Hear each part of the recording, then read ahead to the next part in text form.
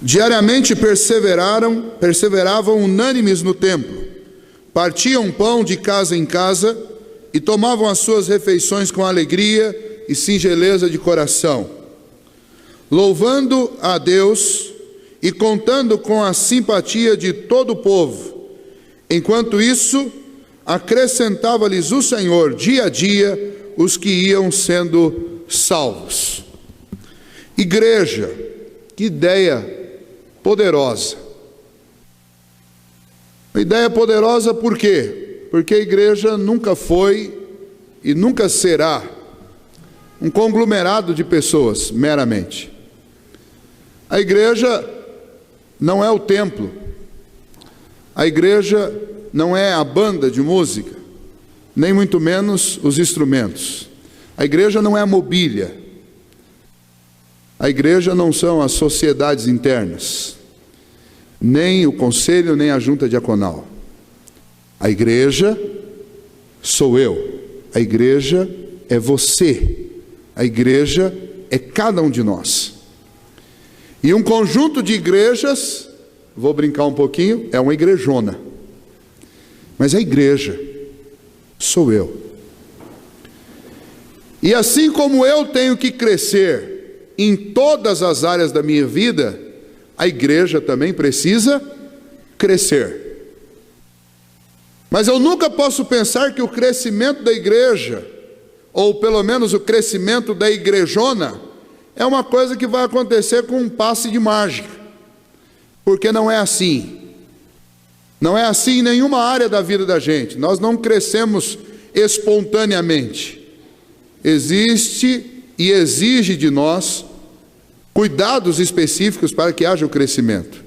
O crescimento intelectual, nós temos que alimentar a nossa mente com conhecimento. O crescimento físico, nós temos que alimentar o nosso corpo com alimento, com vitaminas. O crescimento dos nossos relacionamentos precisam ser alimentados com amizades, com laços. E o crescimento da igreja também é assim, porque a igreja que sou eu, e a igreja que é você, e a igreja que somos nós, ela tem que crescer, porque ela não é diferente do resto de mim, ela não é diferente do resto de você, ela não é diferente do resto de tudo que compõe a vida de cada um de nós. Assim como nós crescemos e desejamos crescer em tudo, a igreja também, a igreja que sou eu, e a igreja que somos todos nós, ela também deve desejar crescer. E este texto que nós lemos, que é um texto de Atos, que mostra essa ideia poderosa do que é a igreja. Logo no seu início, quando ela foi fundada pelo próprio Senhor Jesus, através dos seus apóstolos, ele mostra que a igreja crescia. Mas ela não crescia apenas em um aspecto, em uma área, não era apenas em número, não era apenas em relacionamento. A igreja crescia integralmente. E o que eu gostaria de falar com vocês nessa noite, espero ser rápido a respeito disso, porque são coisas muito óbvias, é a respeito do crescimento integral da igreja. Crescimento integral da igreja que sou eu, o crescimento integral da igreja que é você, e o crescimento integral da igreja que somos nós. O texto que nós lemos é um dos textos que descrevem uma igreja que aos nossos olhos é um padrão de igreja. Quando Deus, através do seu Filho Jesus Cristo e dos apóstolos, fundou a igreja, Ele fundou com um padrão elevadíssimo, padrão que deve ser para nós o grande referencial como igreja, individual e coletivo. E que padrão era esse? Era uma igreja que, apesar de não ter templos, era uma igreja que, apesar de não ter a organização que nós temos hoje, era uma igreja que crescia, que impactava o mundo. O impacto deles ao mundo era tão grande, tão profundo, que as pessoas, antes de conhecer a Cristo, já desejavam fazer parte desta igreja. Esse texto diz que eles contavam com a simpatia do povo. As pessoas da cidade se simpatizavam com eles, com o estilo de vida que eles levavam, com a cultura que eles tinham aprendido de Jesus e dos apóstolos. O povo tinha simpatia pelas reuniões e pelos encontros deles. E com isso, a igreja crescia. Talvez o maior de todos os adjetivos que são colocados aqui para esta igreja seja exatamente o crescimento integral, porque este adjetivo, esta qualidade da igreja, abrange todas as outras qualidades que são apresentadas aqui para esta igreja. E aí, a pergunta que vem ao meu coração e ao seu é: como é que uma igreja cresce integralmente? Como é que a igreja que sou eu pode crescer integralmente? E como é que a igreja que somos nós pode crescer integralmente? Afinal de contas, isto é uma coisa que todos nós queremos. Estou certo? Ou alguém aqui não quer crescer? Eu acredito que estou certo. Todos nós queremos crescer. Então vamos pegar este exemplo que está aqui nos versículos 46 e 47 do capítulo 2 de Atos, e vamos aprender como que uma igreja cresce integralmente. Primeiro, para crescer integralmente, a igreja que sou eu, que é você, que somos nós, precisa crescer para cima. E o que significa crescer para cima? No versículo 47, nós vemos que esta igreja vivia assim, louvando a Deus. Este era o lema, este era o tema, este era o slogan, e esta era a principal característica dessa igreja. Eles louvavam a Deus, dia a dia, e em tudo que eles faziam. Eles estavam crescendo na adoração, eles estavam crescendo naquilo que é fundamental na vida do homem, porque nós somos criados para glorificar e para adorar a Deus. Portanto, eles tinham que fazer isso mais do que qualquer outra coisa. E então, fazendo isso, eles cresciam em direção a Deus. A igreja que sou eu, ela precisa crescer, antes de crescer em qualquer outra direção, ela precisa crescer em direção a Deus. Afinal de contas, Ele é o alvo do meu amor, afinal de contas, Ele é o alvo da minha esperança, afinal de contas, Ele é o referencial de lei, de justiça, de ética, de moral, afinal de contas, Ele é o meu Pai, afinal de contas, Ele é o meu Criador, e Ele também é o meu Salvador. Nenhuma outra direção pode ser mais nobre e mais essencial para a minha igreja do que o próprio Deus. Então esta igreja crescia em direção a Deus, eles adoravam a Deus em tudo que eles faziam. O fim principal deles, todos os dias eles acordavam plenamente conscientes de que o fim principal deles era adorar a Deus. E a questão é, a igreja que sou eu e a igreja que é você, está crescendo para cima? Pastor, não sei, mas é fácil da gente descobrir. Basta você avaliar o seu dia de forma bem prática, e você vai lembrar do que você faz, da hora que você acorda até a hora que você vai dormir, e você começa a identificar quando é que no seu dia você louvou a Deus, quando é que no seu dia você adorou a Deus com aquilo que você estava fazendo, e você saberá o quanto você está comprometido em ir em direção a Deus, e o quanto você está comprometido com o seu trabalho, comprometido com o dinheiro, comprometido com os seus sonhos pessoais, comprometido com a influência das outras pessoas, com o pensamento da sua sociedade, com a pressão popular, o quanto você está comprometido com coisas. Eu temo que a nossa sociedade e as igrejas que somos todos nós, estão crescendo não em direção a Deus, mas em outras direções. Porque nós vivemos numa sociedade em que as pessoas se comprometem com as coisas mais fúteis, com as coisas mais supérfluas e mais insignificantes e mais imprestáveis. Uma pessoa me indicou assistir um programa e eu consegui assistir nessa semana. É um programa, eu não sei o nome, não lembro do nome em inglês, mas em português seria Reorganização, Organização Total. E aí as pessoas vão lá na casa de um indivíduo, é um programa norte-americano, e eles pegam lá, por exemplo, uma garagem, um quarto, e colocam tudo para o lado de fora, põem tudo na grama. E daí eles começam a perguntar assim, olha, quanto que você usa isso aqui? Você usa?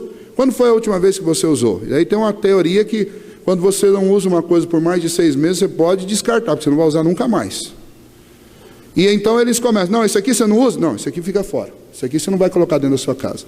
E no final das contas, você vê que 70%, 80% do que nós guardamos, das coisas que nós gastamos dinheiro e tempo para conquistar, a gente não usa. A gente perde o nosso tempo, perde o nosso esforço, perde a nossa vida para conquistar um monte de coisa que não tem a menor importância na minha vida, que não vai mudar a minha vida. E é nessa hora que nós percebemos o quanto nós estamos distantes de Deus como igreja e o quanto nós estamos lutando para agarrar algumas coisas que não tem nada a ver com Deus e que sequer vão ser úteis para a nossa vida. E nós atolamos a nossa vida no meio de um monte de quinquilharias, mas essas quinquilharias vão tomar o tempo que você poderia dedicar para Deus. Você vai gastar talvez trabalhando, conversando, numa conquista inútil de coisas que não têm a menor importância na sua vida. Talvez até sirvam para você durante algum tempo, mas não são essenciais. Então como que eu descubro se eu estou como igreja, crescendo para cima, avaliando o que eu faço das horas do meu dia, avaliando o que eu faço com o meu dinheiro, avaliando o que eu faço com os meus talentos e enxergando se de fato eu estou louvando a Deus com o que eu estou fazendo ou eu estou simplesmente vivendo e buscando as coisas que satisfazem o meu prazer, e muitas vezes um prazer momentâneo, fútil, insignificante. Nós precisamos reavaliar isso, porque como igreja eu tenho que crescer em direção a Deus. Como igreja você tem que crescer em direção a Deus. Como igreja nós precisamos crescer em direção a Deus. É crescer para cima, é fazer do meu dia um culto ao Senhor, da hora que eu acordo até a hora que eu vou dormir. Fazer dos meus momentos de alimentação uma adoração a Deus por aquilo que Ele fez. São milhares, talvez milhões de sabores que Deus criou para o nosso prazer. Não é possível que eu vou desfrutar disso tudo e não vou lembrar e nem dar os créditos a Deus que fez. São milhares e talvez milhões as possibilidades de trabalho que nós podemos executar com 10 dedos, 2 mãos, 2 braços, 2 pés, em uma mente.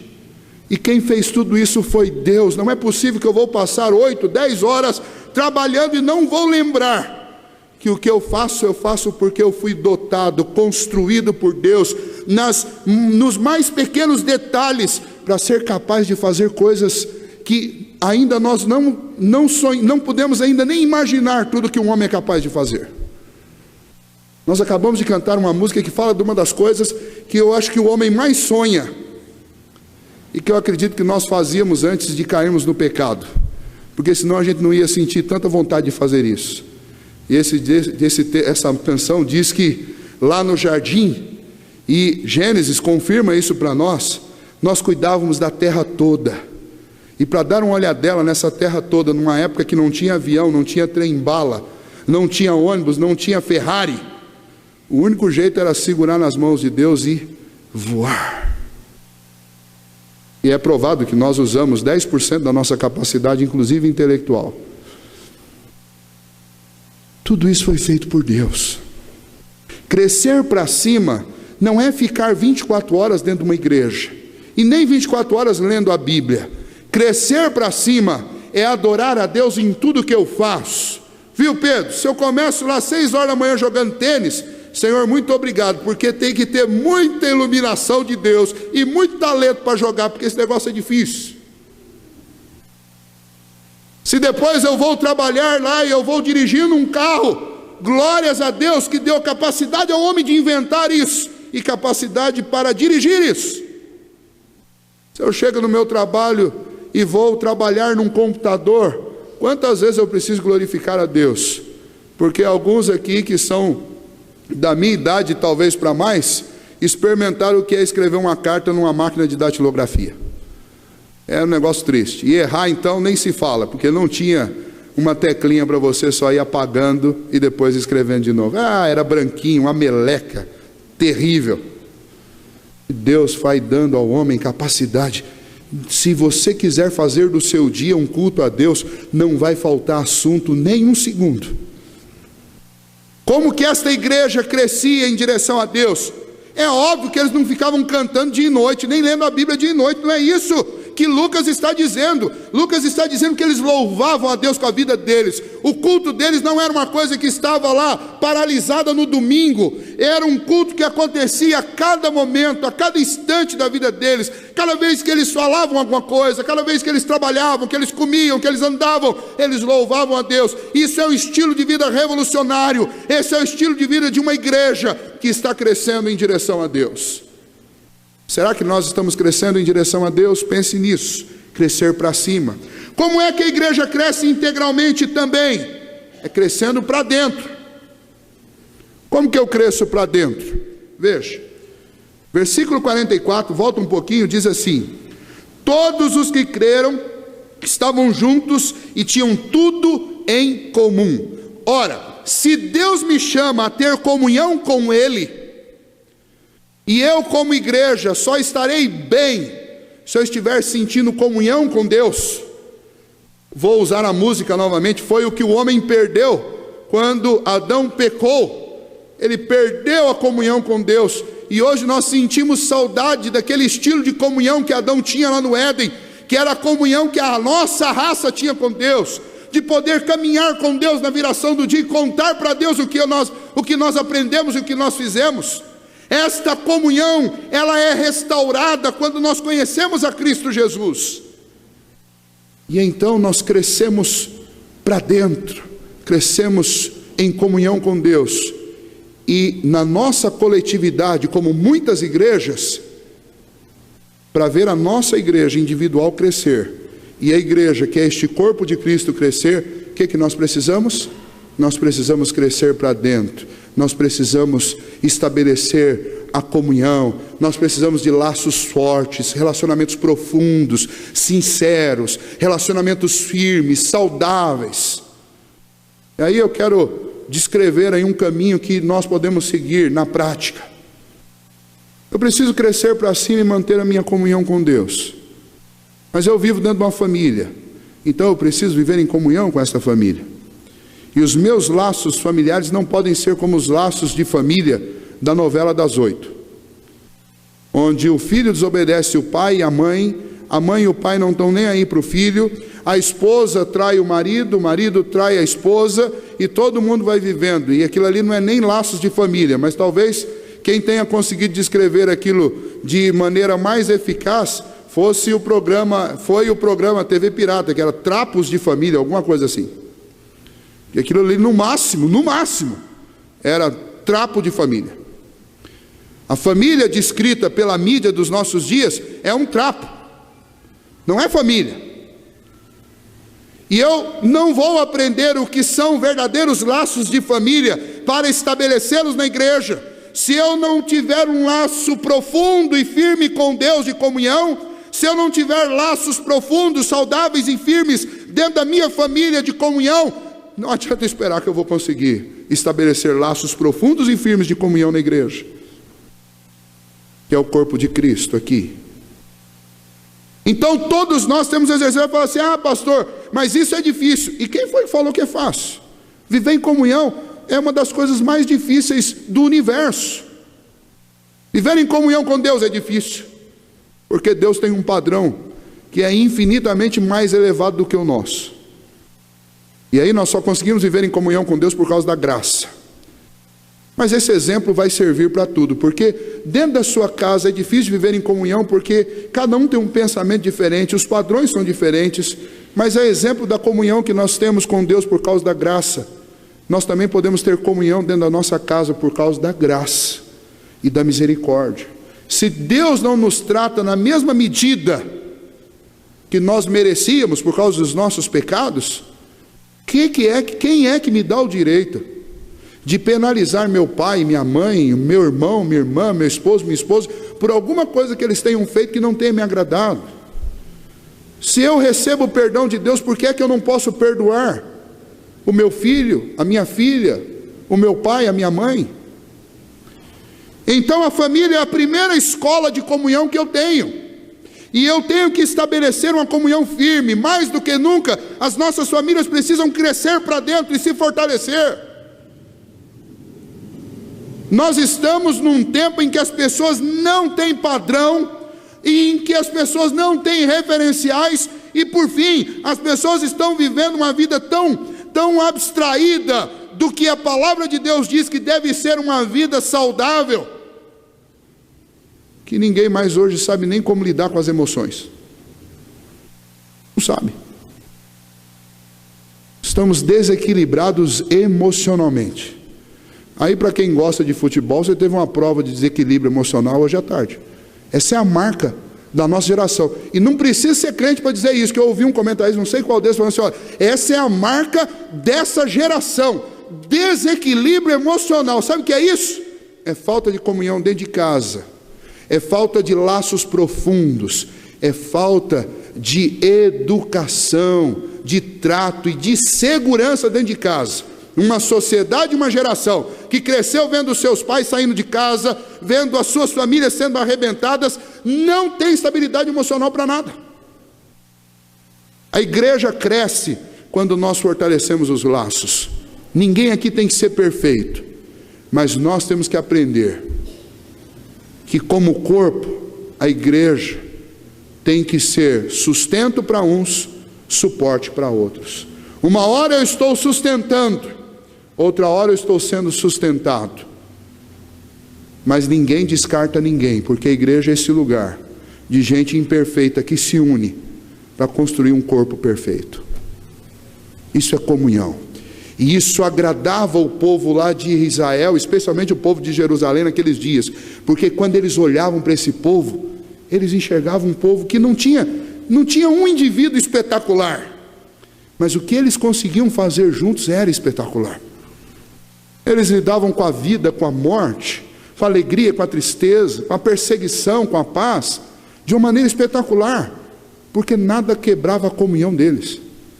Sem perseguição eles estavam juntos, perseguidos eles continuavam juntos, sem ameaças eles estavam juntos, ameaçados eles estavam muito mais juntos. E igreja é isso, é uma comunidade que vai estreitando e apertando os laços de tal maneira que ela vai crescendo para dentro. O que ela vai criando dentro dela é maior do que o que eu tenho de lá de fora, e de repente nós temos essa estrutura firme, forte, que dá fundamento para os nossos filhos crescerem e serem firmes emocionalmente, e dá a condição de nós formarmos dentro da igreja homens de verdade, homens de caráter, que dá a condição de nós formarmos mulheres dignas, dá a condição de nós formarmos políticos dignos, dá a condição de nós formarmos profissionais que sejam nobres, realizados, fervorosos naquilo que eles fazem. Isso tudo é com um crescimento integral, que é para cima e é também para dentro, crescendo na comunhão. E por fim, esse crescimento também, obviamente, ele tem que ser para fora. A parte B do versículo 47 diz: enquanto isso, acrescentava-lhes o Senhor dia a dia os que iam sendo salvos. Ou seja, a igreja se comprometeu com a missão dela, que era adorar a Deus e fortalecer os relacionamentos e anunciar, que nós vemos aqui, para fora, a mensagem que eles receberam. Então o indivíduo foi salvo em Cristo Jesus, sua vida foi transformada, agora ele começa a multiplicar o que aconteceu com ele. Olha, Cristo olhou para mim e ele foi capaz de me amar mesmo eu sendo um pecador. Eu quero dizer para você, meu colega de pecado, meu colega de transgressão, que do mesmo jeito que Deus me amou, Ele ama você também. E você precisa conhecê-lo, porque a minha vida agora é nova. Isso é multiplicar o Evangelho, isso é crescer para fora. Tanto individualmente nós temos que fazer isso, como no coletivo nós temos que fazer isso. É muito gostoso, é muito aconchegante nós crescermos para dentro. Mas crescer integralmente significa também olhar para aqueles que estão do lado de fora. Nós não podemos ser aqui uma fortaleza onde ninguém entra e ninguém sai. Nós temos que ser um lugar de aconchego para os feridos, de fortalecimento, de recuperação, para que quando estiverem firmes, possam sair, para buscar outros feridos e trazer para dentro. E enquanto isso, é Deus quem sabe quem terá o coração transformado e quem virá para cá. Mas o fato é que aquela igreja, enquanto ela vivia crescendo para cima, crescendo para dentro e crescendo para fora, Deus ia acrescentando dia a dia os que iam sendo salvos. Ora, se Deus ia acrescentando dia a dia os que iam sendo salvos, e isso está no último versículo 47, significa que tudo o que ele está falando a respeito de crescimento, desde lá do versículo 42, tem a ver com a nossa vida e não com o número de pessoas. O número de pessoas é um resultado final que só pode ser produzido por Deus, porque quem convence o coração do homem é Deus. Então uma igreja não consegue aumentar em números por si só. Mas quando a igreja está comprometida em crescer para cima, crescer para dentro e anunciar para fora o evangelho do Senhor, Deus também traz gente para dentro dessa igreja. E aí finalmente nós temos o crescimento numérico, que é bom, que é gostoso. Você não sabe a diferença e o quanto é valioso o crescimento numérico. Você pode experimentar participar num culto num lugar com 6 pessoas e depois participar num culto num lugar com 100, 200 pessoas. É incrível isso, mas nós, seres humanos, nós gostamos de aglomeração. Nós gostamos. É lógico que chega uma certa altura nós deixamos de gostar. Quando o número é tão grande que você se torna um indivíduo sozinho no meio de uma multidão, daí já não é mais gostoso. Mas quando você está num grupo grande de pessoas, onde você conhece as pessoas te conhecem, nós temos uma satisfação grande, não sei, algum tipo de injeção, de algum tipo de hormônio dentro de nós, nos dá um prazer muito grande. É bom, quem não gosta de estar no número grande? Irmãos, se nós queremos ser uma igreja cada vez maior, nós precisamos nos comprometer com o nosso crescimento para cima, para dentro e para fora. E muitas vezes nós estamos comprometidos só em crescer para cima. Daí nós pensamos só na adoração, mas não pensamos na comunhão, nem na evangelização. Às vezes nós queremos crescer só para dentro. Nós pensamos na comunhão, mas não pensamos na adoração e não pensamos na evangelização. E a gente só pensa ali naquele momento de prazer, onde nós estamos juntos. E algumas igrejas, poucas igrejas, pensam só na evangelização, mas não cuida dos seus. E não cuida da adoração. E aí você fala do evangelho para muita gente, mas Deus não traz ninguém para cá.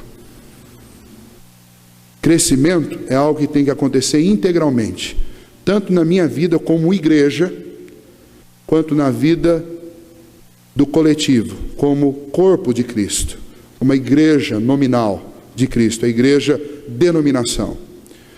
Meu desejo é que o Senhor nos ajude, porque dá muito trabalho. Dá trabalho você cuidar do seu dia de tal maneira que tudo que você fala ou faz seja um hino de louvor ao nosso Deus. Dá trabalho viver em comunhão, porque nem sempre as pessoas fazem as coisas do jeito que nós queremos, e nem sempre aquilo que as pessoas fazem nos agrada, e nem sempre aquilo que nós fazemos agrada aos outros. Então viver em comunhão é algo difícil, e é algo que só é possível pela graça de Deus, e por nós imitarmos o que Deus fez conosco, que foi perdoar e sentir misericórdia. E crescer para fora é difícil, porque inserir o assunto Cristo em qualquer conversa é algo que naturalmente já recebe uma barreira, porque as pessoas estão longe de Deus, elas não querem ouvir sobre Deus, porque ouvir sobre Deus é ouvir que você está errado, na maioria das vezes. É difícil falar também, porque na maioria das vezes, quando eu vou falar a respeito de Jesus, sabe o que acontece? Eu vou me auto-identificar dentro da sociedade, e muitas vezes, hoje, as pessoas querem passar, nós queremos passar discretamente na sociedade, para que ninguém veja o que nós somos, infelizmente. Mas para crescer para fora, nós temos que dizer e fazer o nosso cristianismo. De maneira prática, eu diria para vocês que é extremamente trabalhoso crescer, mas é indescritivelmente maravilhoso e saboroso crescer. Como que nós fazemos isso? A palavra de Deus nos ensina. O quanto você e eu vamos sair comprometidos daqui com isso, eu não sei. Eu sei de uma coisa: nós precisamos, irmãos, crescer integralmente. Hoje, agora, já. Os dias são maus, nós estamos perdendo filhos, nós estamos perdendo amigos para este mundão aí fora. Então, ou nós nos comprometemos com isso, ou nós vamos nos contentar em ter os nossos filhos na infância e na adolescência, enquanto a gente pode segurar, e depois eles vão embora. E ao invés da igreja, que sou eu, que é a sua família, e que somos nós, crescer, ela vai diminuir. Porque nesse sistema só tem crescimento ou encolhimento. Não existe estagnação. Que Deus nos ajude, que Deus nos desafie, que Deus nos faça comprometidos com isso, na adoração a Ele, na comunhão e na evangelização. E que você, que eu, que nós cresçamos, como toda igreja legítima cresce. Amém?